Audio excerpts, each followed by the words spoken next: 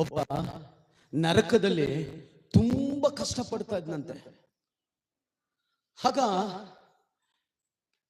ದೇವರತ್ತ ಈ ವ್ಯಕ್ತಿ, ಸ್ವಾಮಿ ಇವನು ಇಷ್ಟು ಕಷ್ಟಪಡ್ತಾನಲ್ಲ, ಯಾಕೆ ಇವನು ಇಷ್ಟು ನರಕದಲ್ಲಿ ಇಷ್ಟು ಕಷ್ಟಪಡ್ತಾನೆ?